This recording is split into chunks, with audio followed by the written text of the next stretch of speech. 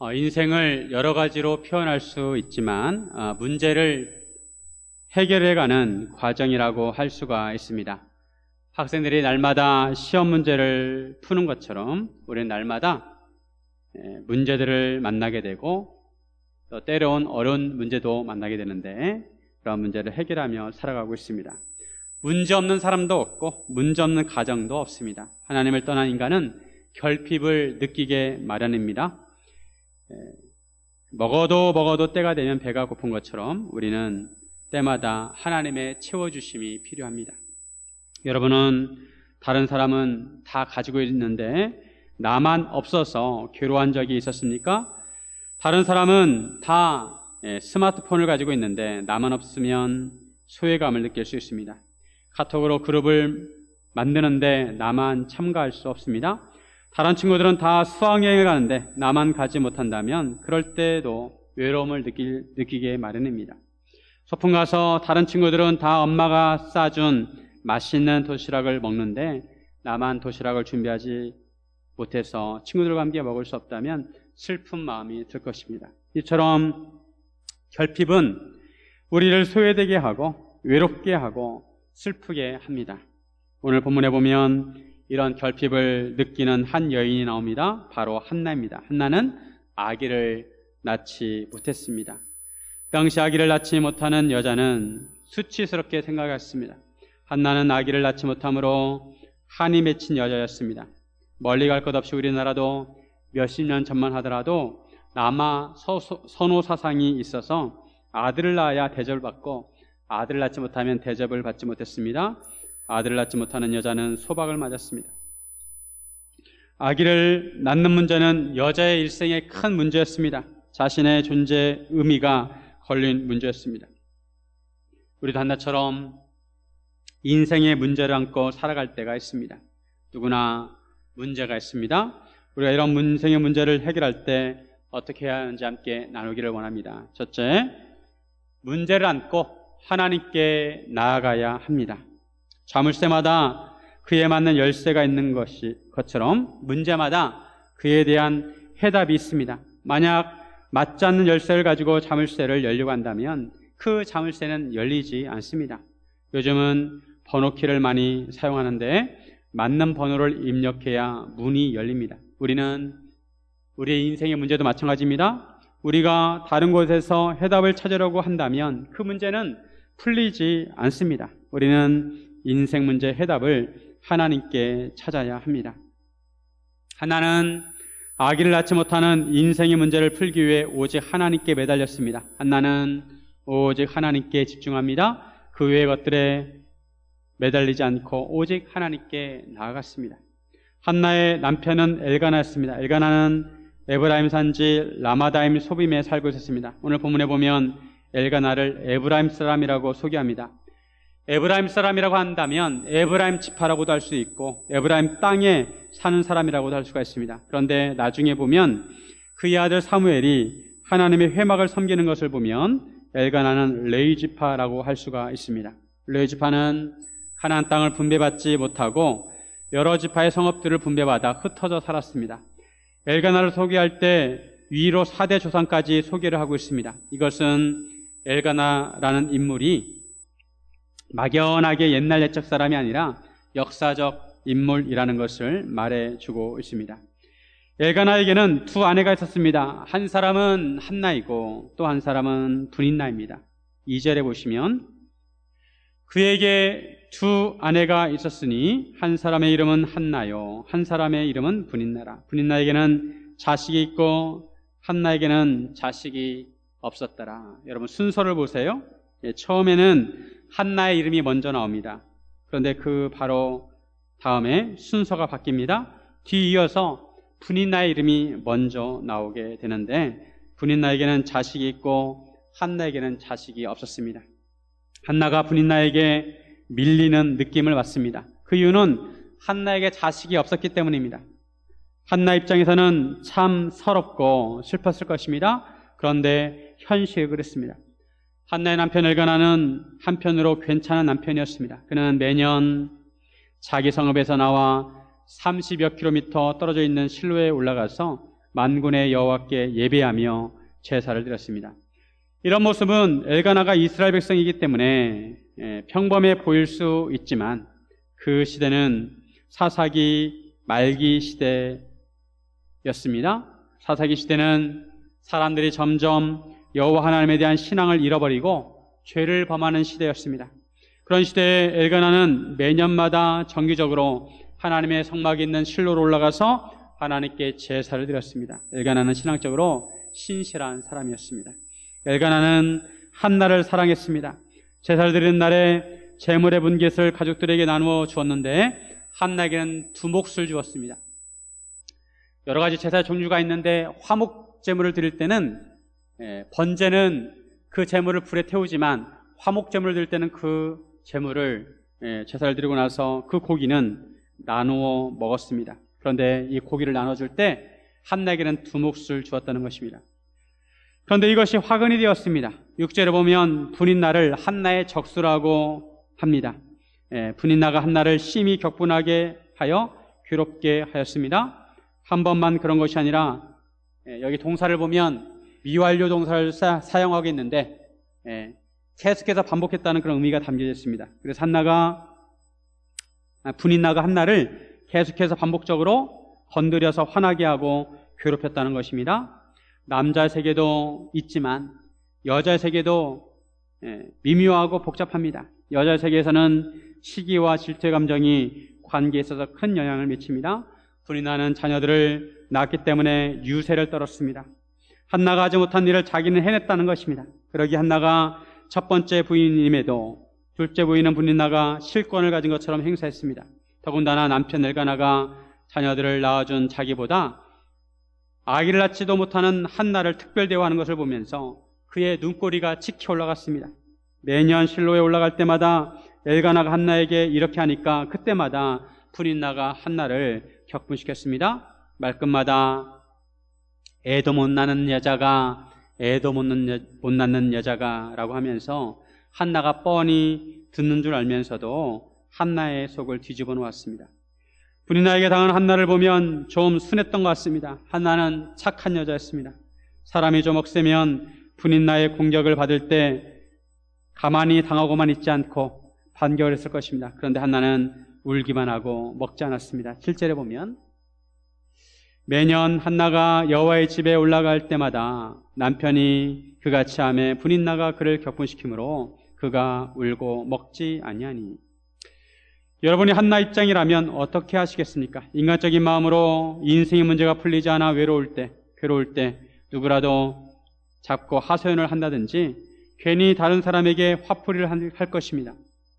한나도 자신이 아기를 낳지 못하는 것을 괴로워했습니다. 이런 약점을 잡고 괴롭히는 분인나가 미웠을 것입니다. 분인나가 자기 화를 부추길 때마다 분인나와 한판 붙든지 사단을 낼 것입니다. 한 번도 아니고 매번 그렇게 괴롭히면 사람이 어떻게 살 수가 있겠습니까? 내가 죽든지 사생결단을 내야 합니다. 하지만 한나는 그렇게 하지 않았습니다. 아니면 남편을 붙들고 하소연할 수 있습니다. 내가 왜 분인나에게 그런 말을 들어야 하냐고 남편에게 따질 수 있습니다. 너무 화가 나서 울고 있는 자기를 달래는 남편이 오히려 더 얄미울 수 있습니다. 남편 엘가나가 한나여 어찌하여 울며 어찌하여 먹지 아니하며 어찌하여 그대의 마음이 슬프냐, 내가 그대에게 10 아들보다 낫지 아니하냐라고 말을 할 때 오히려 그런 말을 하는 남편에게 화를 내면서 왜 둘째 부인을 얻어가지고 나를 이렇게 괴롭게 하느냐고 하소연을 할 수도 있었습니다. 하지만 한나는 그렇게 하지 않았습니다. 왜냐하면 한나는 자기 인생의 문제를 해결할 수 있는 분은 오직 하나님이시라는 것을 알았기 때문입니다. 한나로 하여금 아기를 낳지 못하게 하시는 분은 바로 하나님이셨습니다. 5절에 보시면 한나에게는 갑절을 주니 이는 그를 사랑함이라. 그러나 여호와께서 그에게 임신하지 못하게 하시니. 여호와께서 한나로 하여금 임신하지 못하게 하셨습니다. 그러므로 한나가 인생의 문제를 해결할 수 있는 방법은 하나님께 매달리는 수밖에 없었습니다. 속은 상하지만 그렇다고 자기를 괴롭히는 분인나와 씨름하거나 남편 엘가나를 붙들고 하소연한다고 해서 문제가 해결되는 것은 아니었습니다. 오직 하나님만이 한나의 문제를 해결하실 수 있었습니다. 그래서 한나는 모든 문제를 끌어안고 하나님께 나아갔습니다. 하나님께 매달렸습니다. 이런 면을 보면 한나는 참 지혜로웠습니다. 감정에 휘말리지 않고 문제의 본질을 보고 그것을 해결하는 방법을 알았습니다.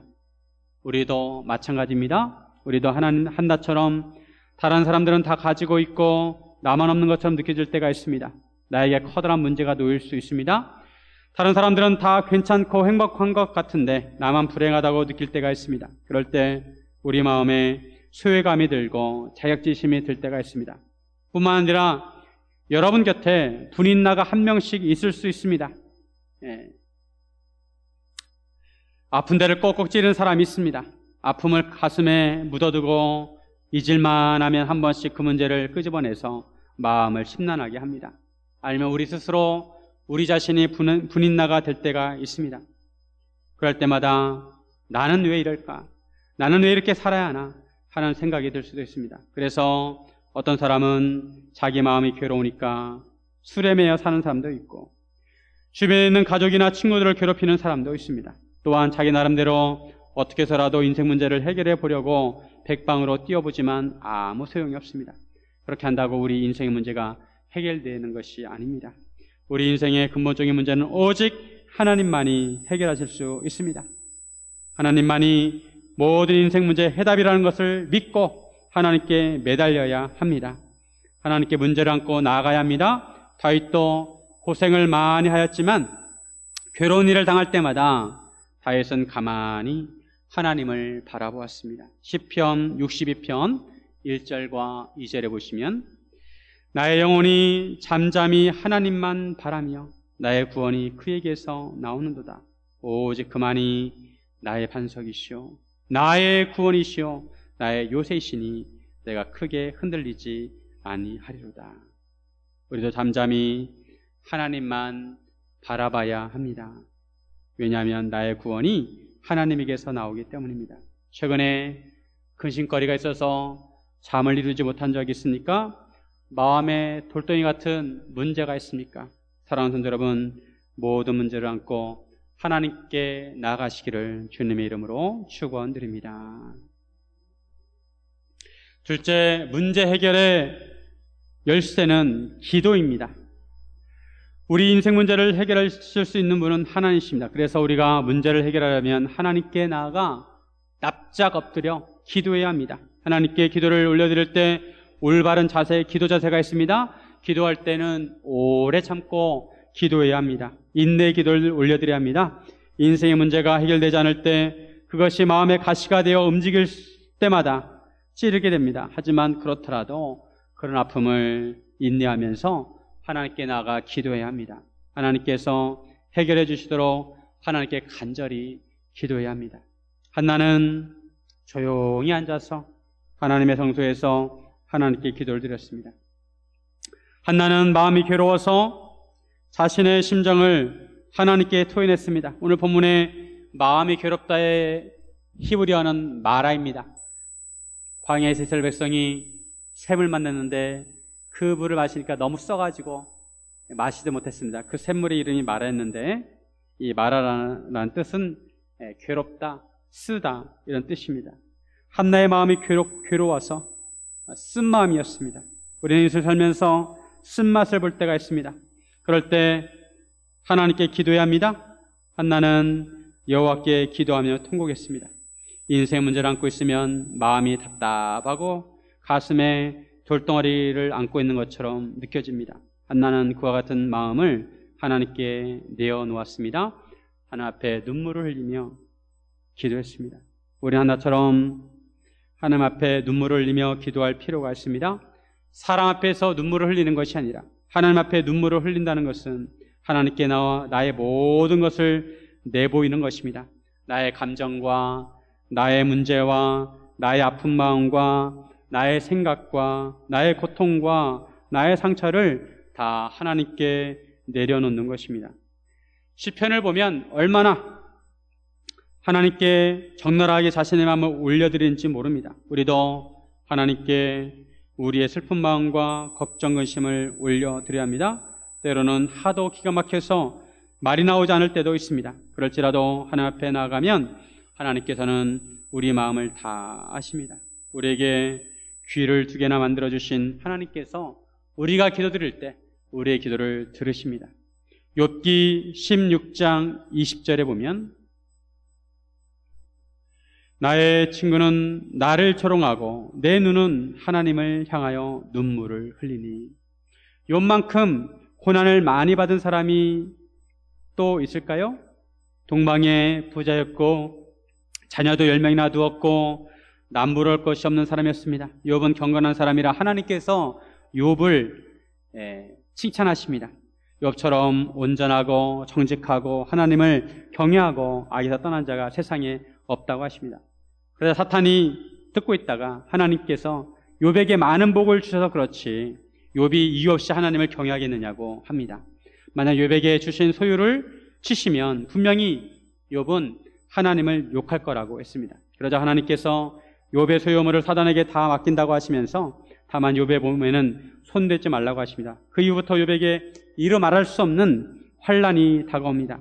스바 사람들이 소떼와 나귀떼를 빼앗아가고 하늘에서 불이 떨어져서 양떼와 종들을 살라버리고 갈대아 사람들이 3,000마리나 되는 낙타를 빼앗아가고 그것도 모자라 광풍이 불어서 자녀들 있는 집에 모퉁이를 쳐서 그 집이 무너져 내려 그 자리에 있던 10명의 자녀가 그 자리에서 죽었습니다. 이런 자녀를 만나면 누구라도 넋이 나갈 것입니다. 그런데 이처럼 고난을 당한 욥을 위로한답시고 친구들이 와서 오히려 욥을 조롱합니다. 욥이 고난당하는 것은 분명히 욥 내가 하나님께 숨기고 있는 죄가 있기 때문이라는 것입니다.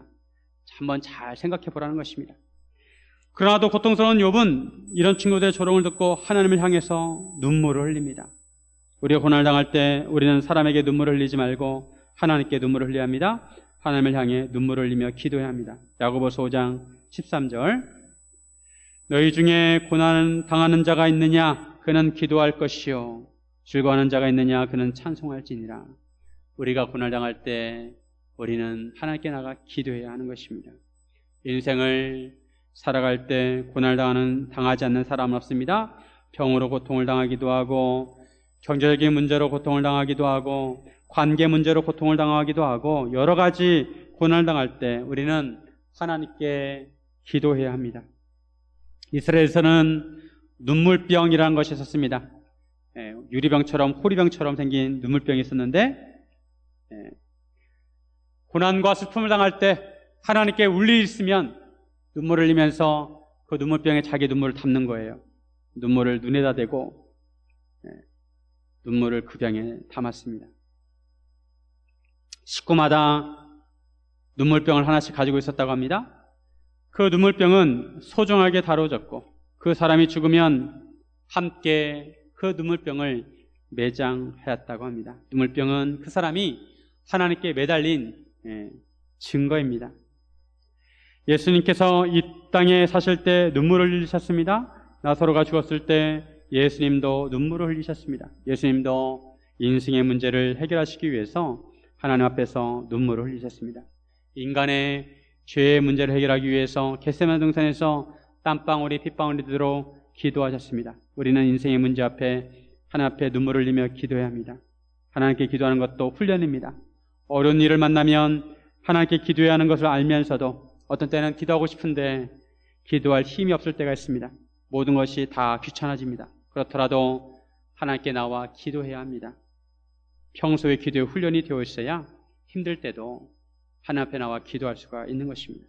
또 하나는 여호와 앞에 오래 기도했습니다. 우리는 인내하며 오래 기도할 필요가 있습니다. 하나님께 한 번 기도드렸다고 끝내서는 안 되고 간절한 마음을 가지고 오래 기도드려야 합니다. 어떤 사람은 남편의 구원을 위해서 수십 년간 기도한 사람도 있습니다. 한편 나는 서원 기도를 했습니다. 11절에 보면 서원하여 이르되 만군의 여호와여 만일 우리 주의 여종의 고통을 돌보시고 나를 기억하사 주의 여종을 잊지 아니하시고 주의 여종에게 아들을 주시면 내가 그의 평생에 그를 여호와께 드리고 삭도를 그의 머리에 대지 아니하겠나이다. 하나님께서 내 기도를 들으셔서 내게 아들을 주신다면 그 아이를 평생 여호와께 드린다는 것입니다. 삭도를 그 머리에 대지 않는다는 것은 나시린으로 살게 하겠다는 것입니다. 나시린은 오직 하나님을 위해서 구별된 사람입니다. 서원 기도를 드릴 때는 간절한 마음이 있을 때 서원 기도를 드립니다. 지푸라기라도 잡는 심정으로 하나님께 서원 기도를 드립니다. 그러면 하나님께서 그 서원 기도를 응답하실 때 그 사람은 그것을 서원한 것을 기억하고 그것을 지켜야만 합니다. 이런 한나의 서원 기도를 들으시고 하나님께서 결국 한나에게 임신하게 하셨습니다. 한나에게 아기를 주셨습니다. 그리고 한나는 서원한 대로 그 아이를 하나님께 드렸습니다. 인간적으로 생각하면 하나님께 받은 것을 100% 하나님께 돌려드리면 나에게 남는 것이 없지 않나 생각할 수 있습니다. 받으나 마나 라고 생각할 수 있습니다. 하지만 하나님 입장에서 보면 그 사람의 마음과 헌신이 남는 것입니다. 천국에서 그 사람의 헌신, 하나님을 향한 사랑, 그리고 하나님께 올려드리는 그 마음을 하나님께서 보시는 것입니다. 한나는 하나님께 깊고 깊은 기도를 드렸습니다. 그리고 오래 기도했습니다. 인내 기도를 드렸습니다. 우리는 우리 인생의 문제를 해결하기 위해서 얼마나 하나님께 매달리는지 되돌아보아야 합니다. 나는 하나님께 어떤 기도를 드리고 있는가 생각해야 합니다. 나는 매일 하나님께 기도하고 있는가? 아니면 일이 있을 때만 기도하고 있는가? 나는 오래 참으며 인내하는 기도를 드리는가? 나는 간절한 마음으로 기도하고 있는가? 나는 깊은 기도를 드리고 있는가? 나는 무엇을 기도하고 있는가? 기도는 우리 믿음의 용량을 키워주고 우리의 믿음을 성숙하게 합니다. 기도하면서 우리의 믿음의 용량이 커졌을 때 하나님께서 그 기도를 응답해 주시는 것입니다. 우리는 우리 기도 생활을 되돌아보고 기도로 인생의 문제를 해결해야 합니다. 사랑하는 성도 여러분, 하나님께 나아가 깊은 기도를 드리시기를 주님의 이름으로 축원드립니다. 셋째, 기도할 때 새 지평이 열림을 믿어야 합니다. 하나님은 선하십니다. 그래서 우리에게 일부러 고통을 주지 않으십니다. 때로 우리가 고난을 당하게 하실 때가 있는데 그렇게 고난을 주시는 것은 다 이유가 있기 때문입니다. 그 고난을 통해서 하나님께서 이루고자 하시는 일이 있기 때문입니다. 고난을 통해 우리를 기도하게 하시고 우리의 기도를 통해 하나님께서 새 지평을 여시기 위해서입니다. 한나가 임신하지 못하는 이유는 분명히 하나님께 있었습니다. 하나님께서 한나로 하여금 임신하지 못하게 하셨습니다. 그런데 이처럼 한나가 임신하지 못한 것은 하나님에게 다 계획이 있으시기 때문입니다. 그 당시는 사사기 말기 시대였습니다. 이스라엘 백성이 여호수아를 중심으로 가나안 땅을 정복했습니다. 가나안 땅을 완전히 정복한 것이 아니라 주요 거점을 정복했습니다. 그리고 12지파에게 가나안 땅을 다 분배한 다음에 그 12지파로 하여금 아직 정복하지 못한 땅을 정복하도록 하였습니다.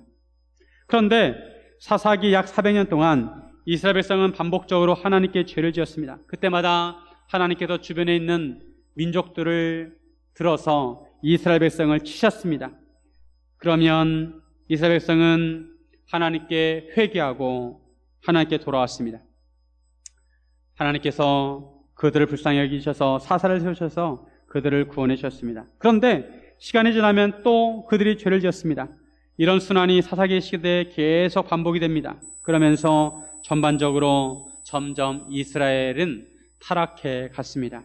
하나님께서 주신 약속의 땅도 이스라엘 백성이 점점 정복해 나간 것이 아니라 오히려 그들이 정복했던 땅도 오히려 다 뺏기게 됐습니다. 요단 동편 땅은 모압에게 다시 빼앗기고 가나안 땅의 남쪽 지방은 블레셋이 강력하게 군림하고 있었습니다. 이스라엘 백성은 사방으로 이방 민족의 공격을 받고 지배를 받았습니다. 참으로 암울한 시대였습니다. 이런 시대의 모습을 엘리의 모습에서 엿볼 수가 있습니다. 한나가 성소에서 기도할 때 제사장 엘리는 여호와의 전 문설주 곁에 의자에 앉아 있었습니다. 9절에 보시면 그들이 실로에서 먹고 마신 후에 한나가 일어나니 그때 제사장 엘리는 여호와의 전 문설주 곁 의자에 앉아 있었더라. 당시 일반적으로 사람들은 땅바닥에 앉았습니다. 그런데 엘리가 의자에 앉아 있는 것은 그만큼 엘리에게 권위가 있었다는 것입니다. 엘리는 제사장이었고 재판관이었습니다. 그런데 문제는 엘리가 한나가 기도하는 모습을 보고 오해를 했다는 것입니다. 한나가 오래 기도하는 동안 엘리가 그의 입을 주목합니다. 한나가 속으로 말하고 입술만 움직이고 말소리는 들리지 않자 엘리는 한나가 취한 줄로 생각합니다. 엘리는 한나에게 한 소리 합니다. 내가 언제까지 취하여 있겠느냐? 포도주를 끊으라 말합니다. 구약에서는 개인 기도가 흔하지 않았습니다. 일반적으로 백성이 하나님께 기도를 드릴 때는 제물과 향을 제사장에게 가져가고 제사장이 지도하는 대로 기도를 드렸습니다. 그런데 한나는 그런 일반적인 기도 대신에 하나님께 직접 기도를 드렸습니다. 그만큼 자신의 마음이 슬프고 맺힌 것이 많았습니다. 15절에 보면 한나가 대답하여 이르되 내 주여 그렇지 아니하니이다. 나는 마음이 슬픈 여자라 포도주나 독주를 마신 것이 아니라 여호와 앞에 내 심정을 통한 것뿐이오니. 한나는 술 취한 것이 아니라 원통함과 격분됨이 많기 때문이라고 하였습니다. 기도하는 한나를 술 취한 여자로 본 것은 그만큼 제사장 엘리가 영적으로 어두운 것을 보여주는 것입니다. 여호와의 전 문설주 곁 의자에 앉아있는 엘리와 조용히 기도드리는 한나의 모습이 대조가 됩니다. 다만 엘리는 한나에게 평안히 가라고 하면서 하나님이 한나의 기도를 허락하기를 원하신다고 하였습니다. 그 말을 듣고 한나는 기도응답에 확신을 가집니다. 18절에 이르되 당신의 여종이 당신께 은혜 있기를 원하나이다 하고 가서 먹고 얼굴에 다시는 근심빛이 없더라.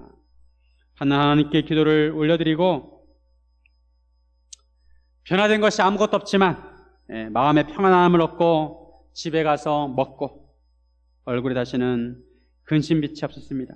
기도를 드리다 보면 처음에는 가슴이 답답했는데 한참 울면서 기도하다 보면 가슴에 맺힌 것이 풀리는 느낌을 받을 때가 있습니다. 처음에는 막막했는데 어느 순간 마음의 평온이 찾아옵니다. 그리고 확신이 듭니다. 우리가 기도할 때 이처럼 확신이 들 때까지 기도를 해야 합니다. 물론 한나는 평안이 찾아올 때까지 오래 기도했습니다. 하나님께서는 왜 한나로 하여금 임신하지 못하게 하시고 간절히 기도하게 하셨을까요? 성경에 나오는 여자들을 보면 하나님의 역사를 이루는 중요한 인물들을 낳기 위해서 임신을 하지 못하는 여자들이 있었습니다. 사라가 대표적입니다. 아브라함의 아내 사라는 인간적으로 임신할 수 없을 때 하나님의 능력으로 이삭을 갖게 되었습니다. 라헬도 요셉을 늦게 낳았고 엘리사벳도 세례요한을 늦은 나이에 가졌습니다. 오늘 본문에서도 한나도 기도 끝에 사무엘을 낳았습니다. 사사기 시대는 왕이 없던 시대였습니다. 각자의 소견대로 살아갔습니다. 이스라엘 백성은 하나님께 간구해서 자기들에게도 왕을 달라고 간구합니다. 그래서 왕정시대로 넘어가게 되었습니다. 다만 왕정시대로 넘어가기 전에 하나님께서는 먼저 선지자를 세우십니다. 사무엘은 공식적으로 최초의 선지자라고 할 수가 있습니다. 물론 모세도 선지자 역할을 하였지만 모세는 이스라엘의 지도자였고 하나님으로부터 율법을 받은 자였습니다. 사무엘은 기름을 부어서 이스라엘 왕을 공식적으로 임명하기도 하고 폐위시키기도 하고 하나님의 말씀을 전하는 선지자였습니다. 이스라엘은 하나님께 세우신 나라입니다. 이스라엘 왕은 다른 나라의 왕과 다릅니다. 이스라엘 왕은 하나님의 종으로서 하나님으로부터 임명을 받아야 합니다. 선지자가 하나님께 정하신 왕에게 기름을 부어서 공식적으로 임명을 했습니다. 이것이 다른 나라에는 없던 이스라엘 선지자의 사명이었습니다. 한나가 낳은 사무엘을 통해 하나님께서는 이스라엘을 새로운 시대로 이끄셨습니다. 사무엘을 통해 새 지평을 여셨습니다. 하나님께서는 선지자 사무엘을 세우시고 사무엘을 통해 이스라엘 왕을 선택하시고 그에게 기름을 부어 왕으로 임명하게 하십니다. 한나의 간절한 기도를 통해서 이런 사무엘이 태어나게 되었습니다. 사무엘을 통해 하나님의 새 시대가 열리게 되었습니다. 하나님께서 한나처럼 우리에게도 인생의 문제를 주시고 기도하게 하실 때가 있습니다. 우리가 하나님께 기도를 올려드릴 때 하나님께서는 그 기도를 들으시고 하나님의 역사를 이루시는 것입니다. 우리는 우리가 올려드리는 기도를 통해 하나님께서 어떤 일을 행하시는지 우리는 구체적으로 잘 알지 못합니다. 하지만 모든 것이 하나님의 계획과 섭리 안에 있습니다. 사랑하는 여러분, 우리 인생의 문제를 안고 하나님께 나아가 하나님께 기도하시길 바랍니다. 하나님께서 우리의 기도를 들으시고 우리의 문제를 해결하실 뿐만 아니라 우리에게 새 지평을 여심을 믿으시기를 바랍니다. 이런 믿음을 가지고 기도하시기를 주님의 이름으로 축원드립니다. 함께 기도하겠습니다.